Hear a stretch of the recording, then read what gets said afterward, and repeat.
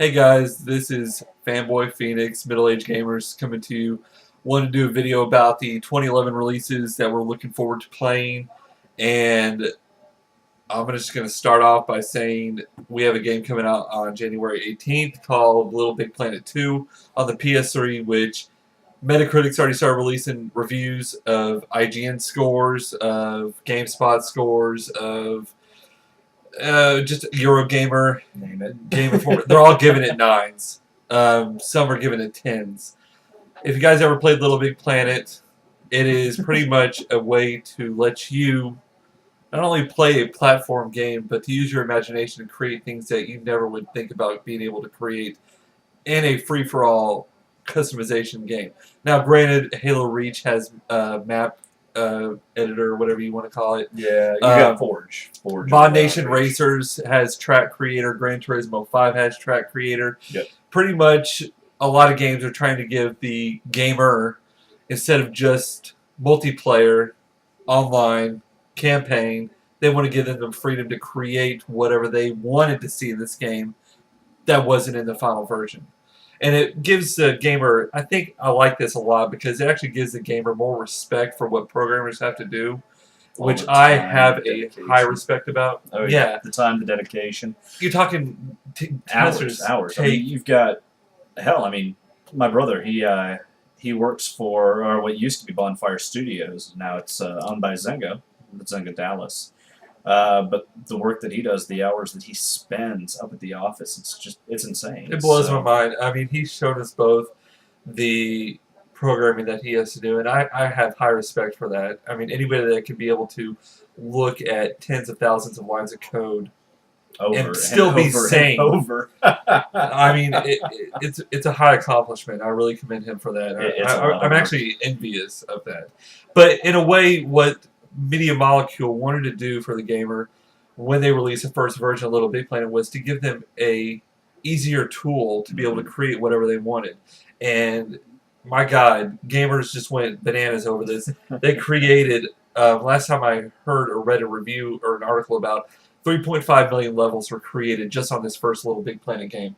And that just blows my mind. And you are talking about anything from a track race to a recreation of the first level of Mario to there was actually lightsaber battles. There was you had roller coasters in there. Roller coasters and everything. Our friend B. Roland actually created this sick lava minecart that reminded me a lot of Donkey Kong Country. And there was actually people that went above that and was able to take audio tunes and create a replica. I don't know what you call it, an 8-bit version or whatever of an actual rock song or pop song. And it just blew my mind. And now they're going to be coming out with Little Big Planet 2, and I know I'm already going into 3 minutes talking about it. But I think this is... There is one other game I'm going to tell you about. But this is probably one of my most anticipated games of 2011, if not the most.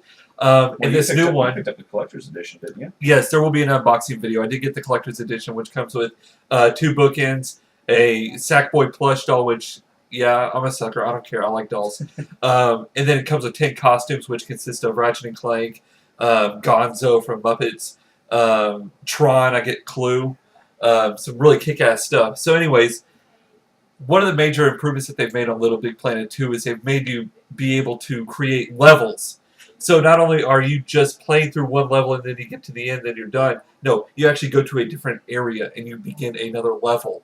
You're also going to be able to add audio, your own voice. Yep. I can make up my own voice for my villain. I can have my own audio and do some crazy stuff. Pretty much they've taken the bar and raised it to the next level, and they've allowed game. I can't wait to see what people are going to create. There's dudes that are actually creating not only just Missile Command and Asteroids recreations. There's a guy that actually recreated Wolfenstein 3D to the T. YouTube search it. Wolfenstein Little Big Planet 2 beta. It is amazing. It blows my mind. And that is one of my most anticipated games. It's insane. I'm just going to go through my queue real quick and let you guys know about what else we got coming out. Actually, this month, same date as Little Big Planet 2, we are finally getting the release of Mass Effect 2 on the PS3. Thank you. We are actually getting... Unfortunately, we're not getting the first Mass Effect, which I did play about halfway through. I enjoyed it. I've heard mixed reviews about the second one. Some people liked it better than the first. Some people like the first better than the second. Just, I guess, depends on your style of gameplay and your story.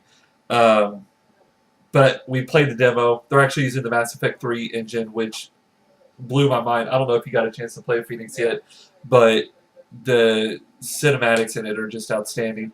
Gameplay is just, great. Can't go wrong with it. They're actually, for the people, since a lot of PS3 owners never got a chance to play the first one, they're actually doing a motion comic that will be over the first story in the beginning of the game, where you'll actually make the decisions that will alter how your character is in the second one, which I think is pretty cool. Yeah. Then we also got Mind Jack. Now, Phoenix, tell a little bit about Mind Jack, because that's kind of underlooked and nobody really knows about that game. Mind Jack is going to be it's got a single player component to it, but the big key for Mind Jack is if you've got a buddy that's playing Mind Jack, or even anybody else in the world that has their Mind Jack game open, you can go in. And you can join anybody's game that you want to. You hop in, and you can take over NPCs that are already in the world. You can take over bots. You can take over enemies. We'll be doing this. We're both going to be getting this, and we'll be pissing each other off. I can jump into Fanboy's game as an enemy and start tearing his ass apart. And then he can tell me that he's going to help me and then kill me. And then switch sides, exactly. So there's a lot of options with Mind Jack. It's going to be a really interesting game to see what comes of it. There's not a whole lot of mention of it. It's one of the smaller releases, but I think it's going to be pretty critical. Looks interesting about being able to mind connect into somebody's head and be able to play as them. Jump characters. It's going to be great. And then in February, we have a crap load of releases. 3 huge games. I pre-ordered the collector's edition of this, so we'll be an unboxing of this one as well, and that is Marvel vs. Capcom 3, finally, 10 years later.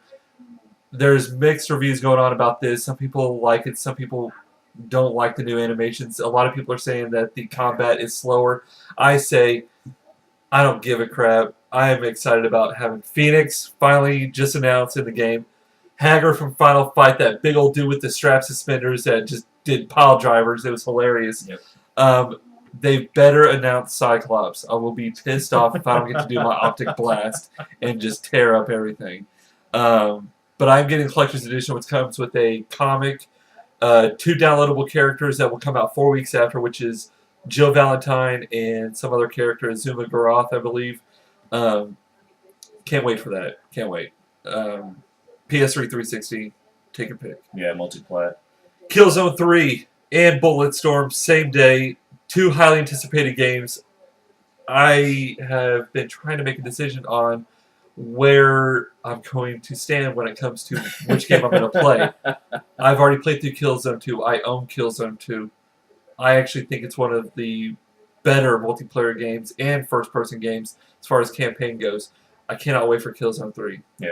Cannot wait. It's going to be beautiful. Bulletstorm, though, looks like a hell of a lot of fun. Cliffy B, Epic, man. and their crazy antics are able to create a free-for-all, and you're ranked on how unique you kill your enemies. Yep.